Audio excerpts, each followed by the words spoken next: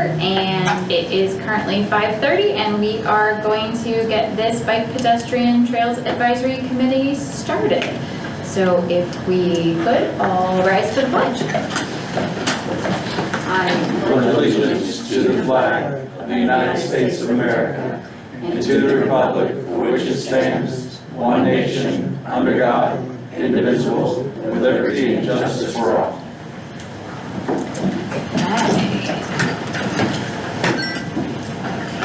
All right, next on the agenda is public comments. Do we have any public comments?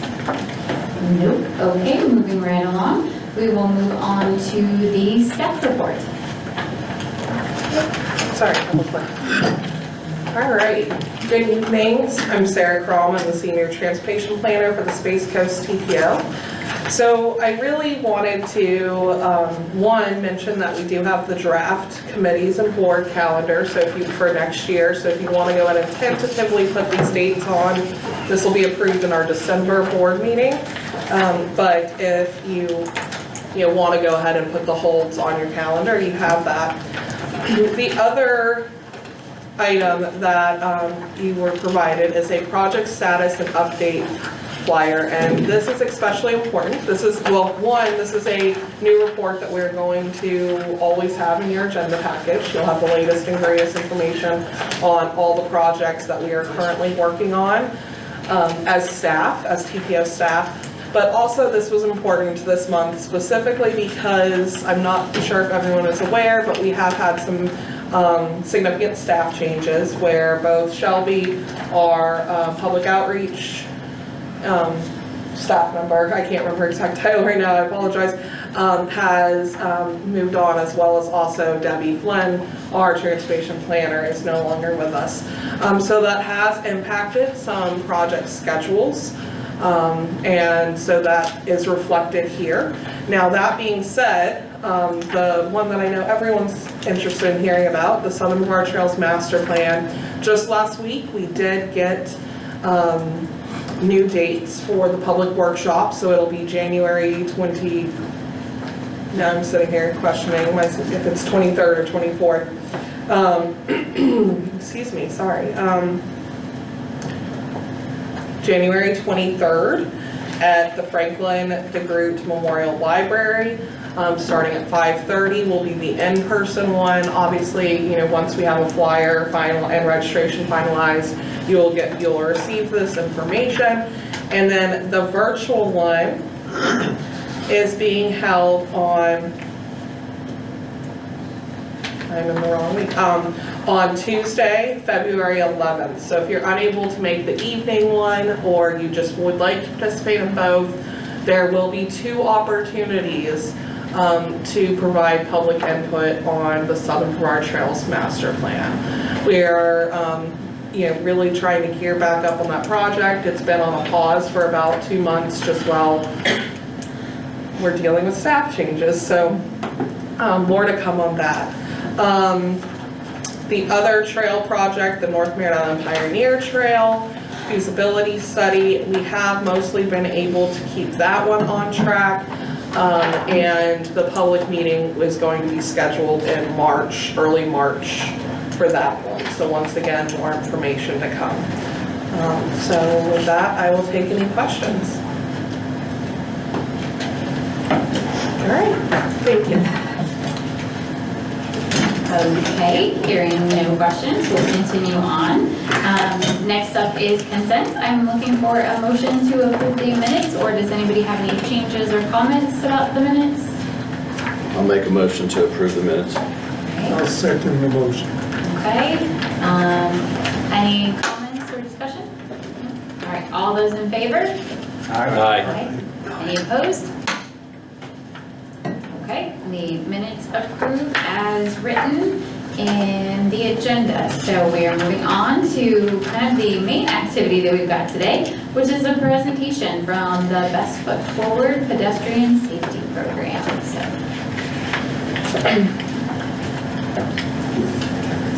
Excellent, thank you guys for having me here today.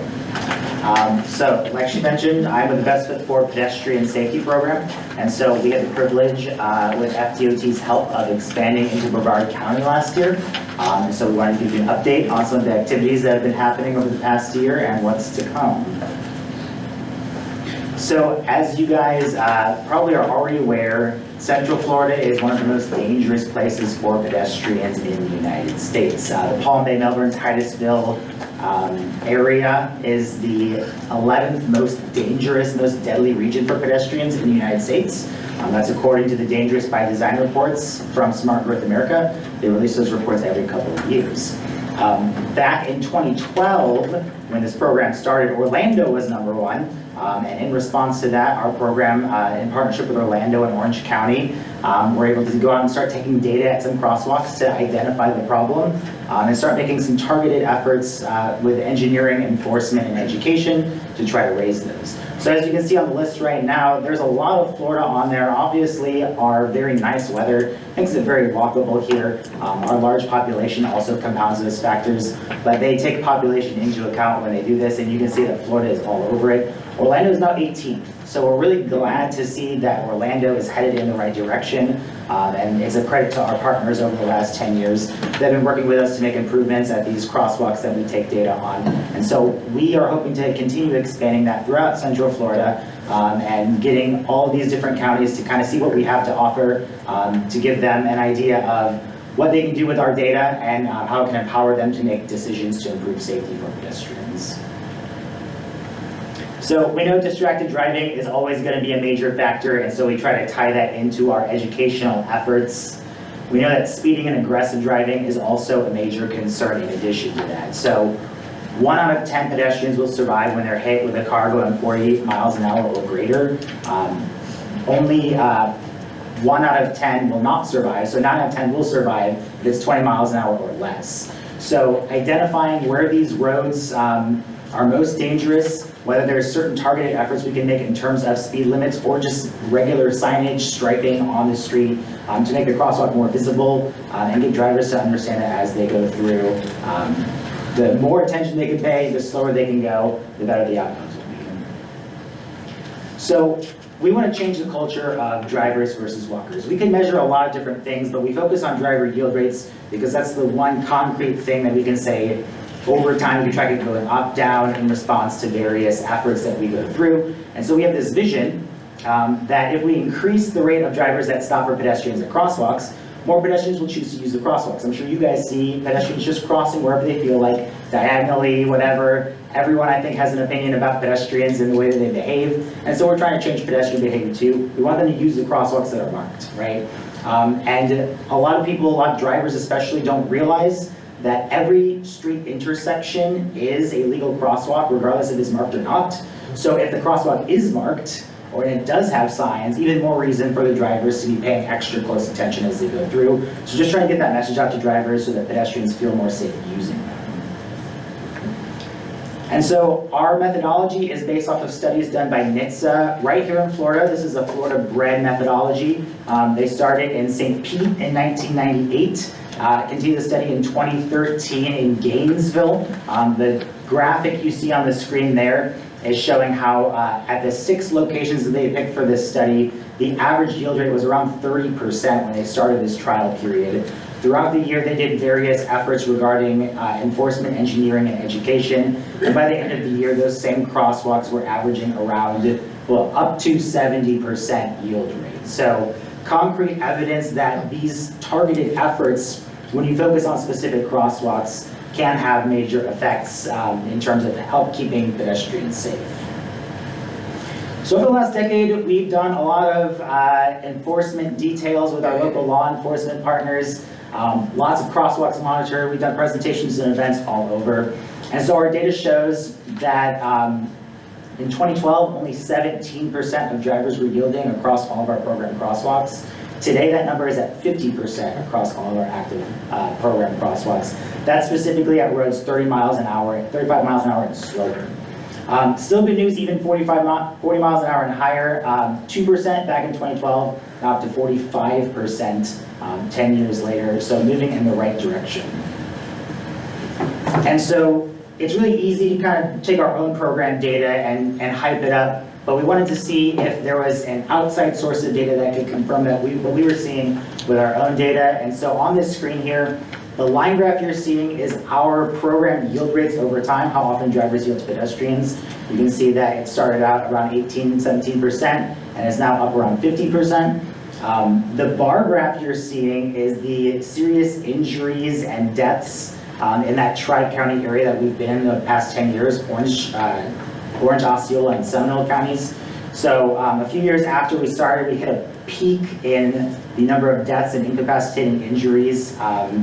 And since 2015, it has slowly gone down and leveled off a bit. And so you can see that they're kind of inverses of each other, which is kind of cool to demonstrate that what our program data is showing in terms of yield rate, we're seeing the same type of results on a deaths and serious injuries chart that can confirm the data that we're seeing as well. So we're hoping to take that same methodology and continue it here in Brevard County. Last year, we started out with 10 crosswalks that FDOT helped fund. We expanded into Brevard and Volusia and Marion counties. Each one got 10 crosswalks last year for that initial period. So you can see on the chart that we're expanding. This next year, we'll also be going to Lake and Polk to kind of help round out that map you're seeing there on the screen. And so some updates about Brevard County itself. Some quick background, when we go out to these crosswalks, we are taking photos of the crosswalk and recording our observations of what we're seeing from driver and pedestrian behavior. We're setting up flag markers at a safe stopping distance for drivers. And then we're stepping out and conducting 40 staged crossings twice a day so that we can kind of monitor how often these drivers are yielding. So what we'll do is we will step into the crosswalk itself. We will allow the drivers that are still behind the signs the opportunity to yield for us or not. And if they go past us through the crosswalk, we mark it as not yielding. If they stop for us and allow us to pass, we mark it as yielding. And so on the screen here, you can see the 10 crosswalks that we monitored throughout Brevard County. Some of the concern areas you'll identify right off the bat. Wickham and Trimble Road, that was selected by Brevard County, although the jurisdiction is in Melbourne. Only 4% of drivers were yielding to that one, which was the worst among all of our program crosswalks. Definitely a concern area. Some of the high ones, Cocoa Beach had a couple of areas where they had put some improvements in. They wanted to make sure that those were working, and they were. One was a signalized intersection. You can see 93%. Even with the full signals, I'm still going through. And there's a mid-block as well, so there's no turning drivers there. Still a few going in, but overall very effective.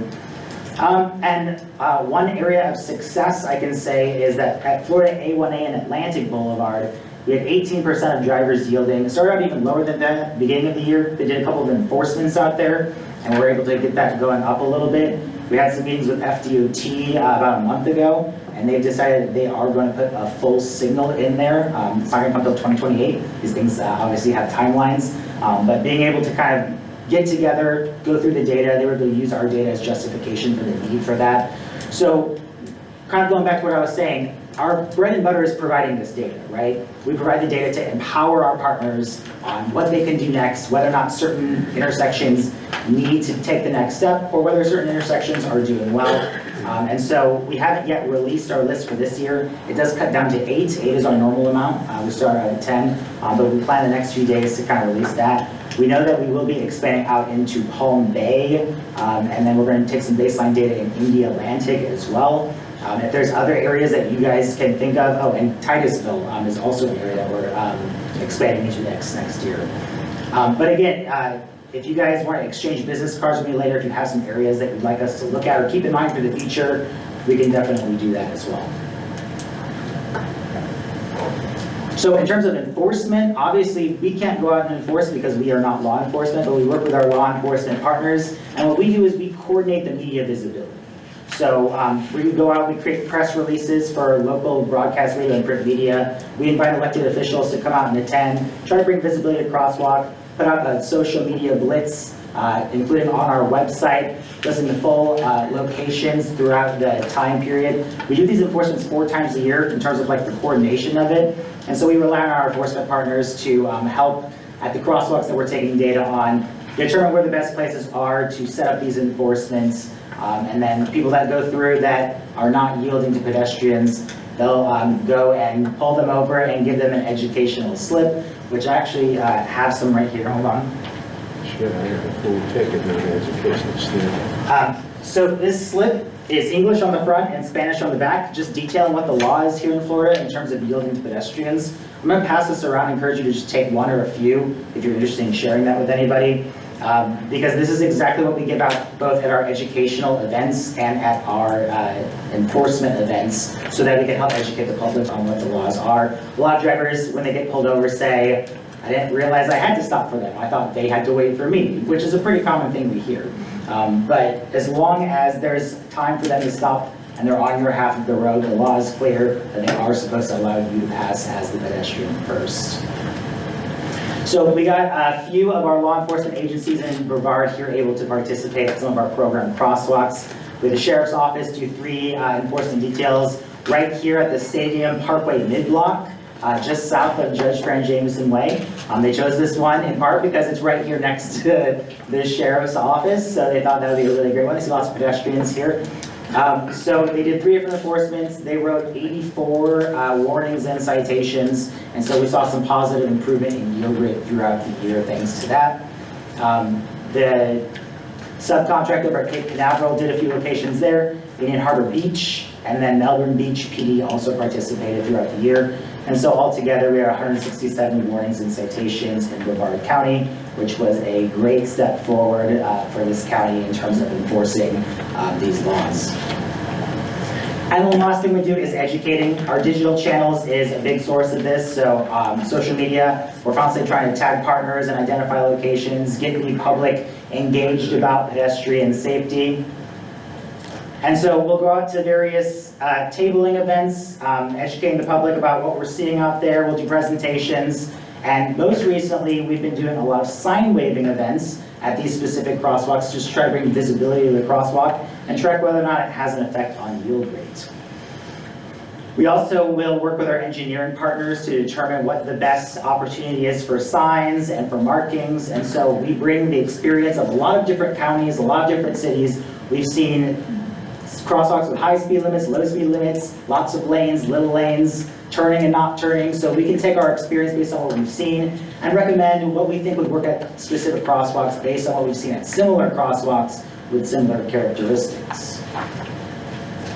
And so just recently we had our crosswalk workshop going over kind of our data collector observations, some of the countermeasures that are currently at these different crosswalks, and what recommendations we would recommend to help improve the yield rate at those crosswalks. We focus on low-cost, quick solutions. It's kind of our main focus. We want to stay in our lane. We know that we can't always get the flashing beacons everywhere. We don't even necessarily want them everywhere, because the more they're all over, maybe kind of less drivers respond to them. And signalization obviously is a massive effort in terms of money and time. It takes years often to get in. So we're focused on what can we do right now, as fast as possible, to get the highest amount of yielding with what we have to work with. And so some of the effects of engineering and enforcement over in Cape Canaveral, they did 3 enforcements with 23 warnings and citations. They added just a couple of easy, flexible delineators on each side of the crosswalk, as you can see in the picture there. There was already a circular flashing beacon. In January, when we started taking data, it was at 42%. After the enforcements and putting in those delineators on the crosswalk, it rose to 71%. Right here at Stadium Parkway, they did 3 enforcements. They added the new stop here signs with stop bars. Those were not there before. They started with a 52% driver yield rate in January, and by September that was up to 65%. Usually we only report year-to-year data. We like to take the average. So we're reporting a single data collection at the beginning to a single one at the end, with data collections in between. So whether or not that 65% holds is something that we're going to continue tracking this year. So we're really excited to see if we can keep it at that. Our high yield mark is 66%. So if we can keep it up there and stick it, then we'll know that we did as good as we could do here at these uncontrolled crosswalks. And so today, we're going to have the opportunity to go out and bring some visibility to the crosswalk. We have a few various signs that we have, just bringing attention to the crosswalk. That's the state law to stop for pedestrians. And a couple of our signs will track the driver yield rate. I think the average yield rate for the Stanton Parkway crosswalk, if you take it from beginning here to end, was 58%, so still just under 60. So today, we have a few signs that say less than 60% of drivers are yielding to this crosswalk, which you see in the second picture here. That was right here at the Stadium Parkway roadblock. And so we're looking forward to bringing some more visibility to that today. So I know that was a ton of information. So I am here to answer your questions about our program. We are a nonprofit, we're a non-governmental organization, but we work very closely with government, both public works and transportation and our enforcement partners. So with that said, I will open it up for questions if anybody has any. Yeah. Hey Vince, nice presentation. Thank you. Very great numbers for improvement.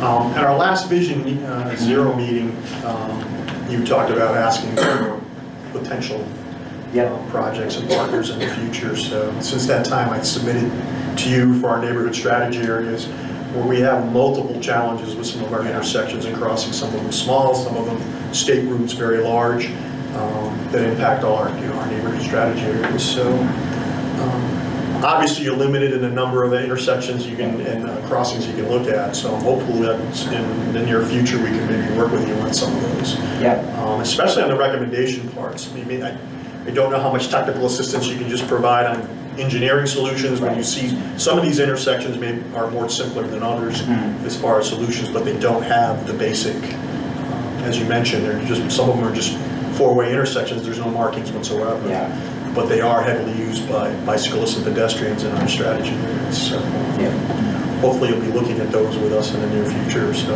yeah, definitely. And so we actually, I had our program coordinator, Kenzie Anderson. Yep. She is now officially our coordinator for Brevard, Marion, and Volusia County, so she's focused on them, whereas Jenna is focused in on Orange, Osceola, and Seminole. So I had Kenzie look through those crosswalk locations that you sent and to identify a good location. She did identify one. I don't know which one it is off the top of my head, Okay. but I will get back to you very soon. Sounds good. I know I just emailed you about a week ago, kind of where we're at. We had a little bit of a contract gap with the hurricanes and stuff, so we had to wait until we got that through. So we are excited to kind of expand out into those areas to be able to handle that. thank you, So, appreciate the yeah, effort. for sure. So I'll get with you really It soon. was a pretty long list, but I gave you aerials of everything, but they're pretty critical to us. Yeah. So I think, there's some long-term solutions.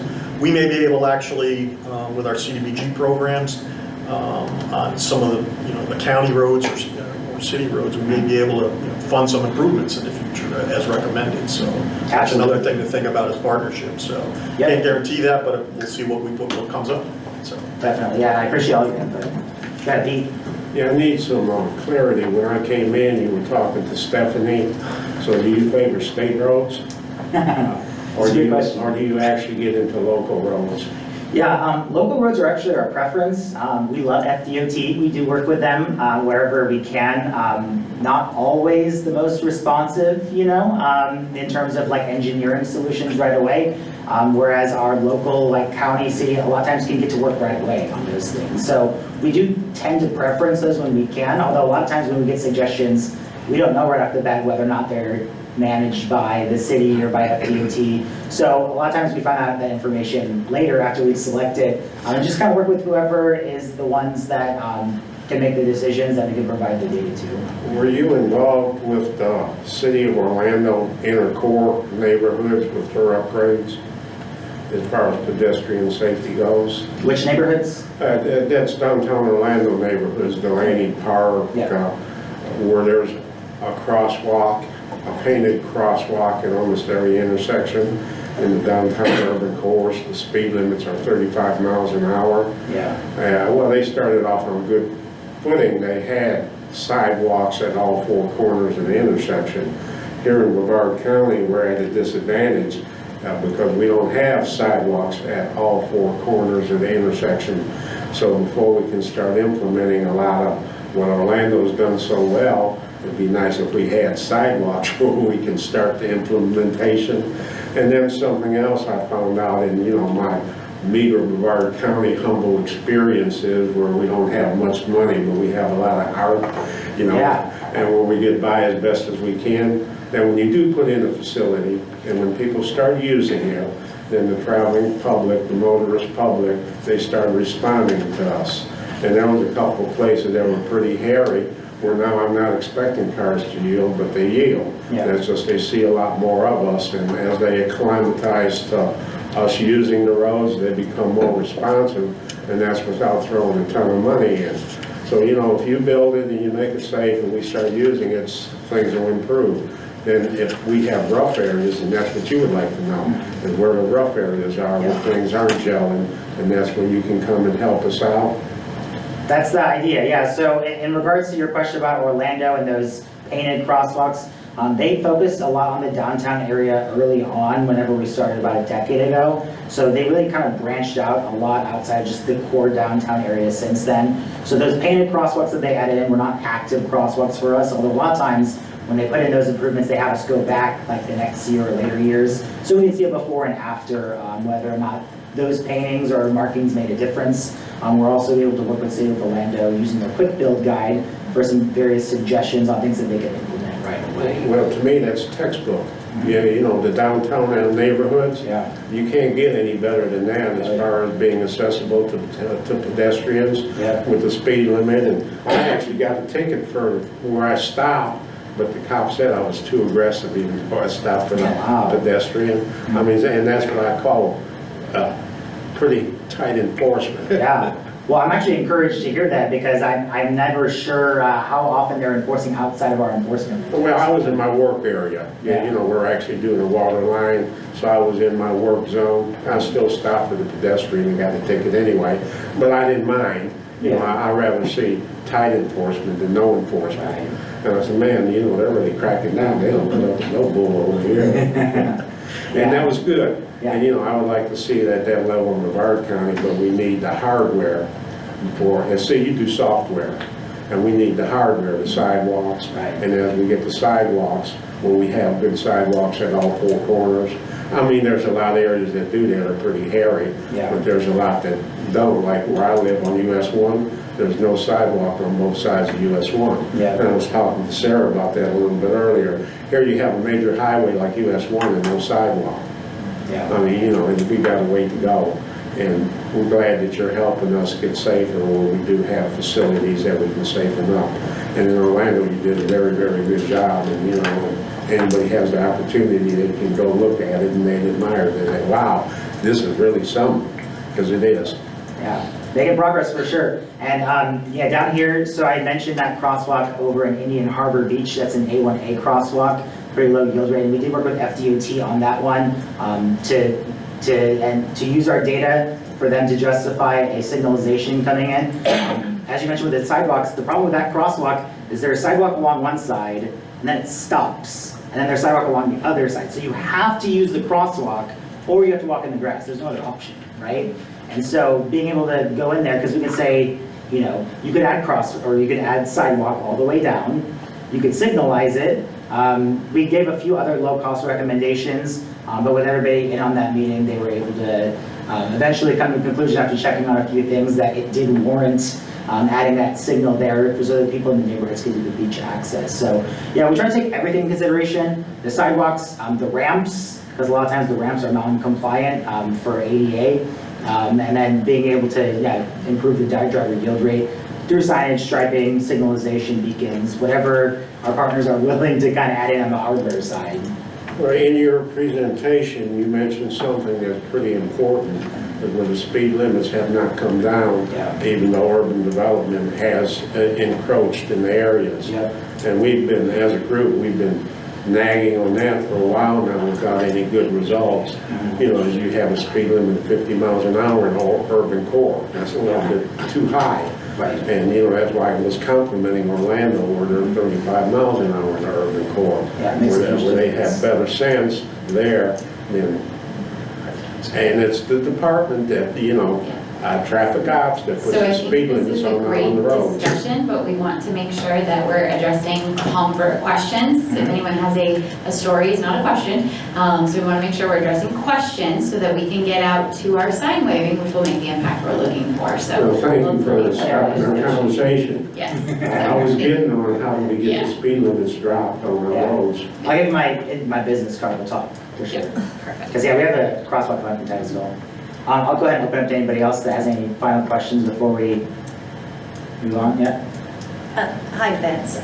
So thank you for all the good work. I wasn't sure which signal you were referencing that actually got funded, but now I realized you said A1A and North Atlantic Boulevard, and so that was an area that the community had wanted for a very long time. So Tony Nasi did call and let us know that it is under design, or the design is funded, and the construction is in fiscal year 26, 27. So needless to say, everyone is really excited about that, so thank you for that. Fantastic, thank you.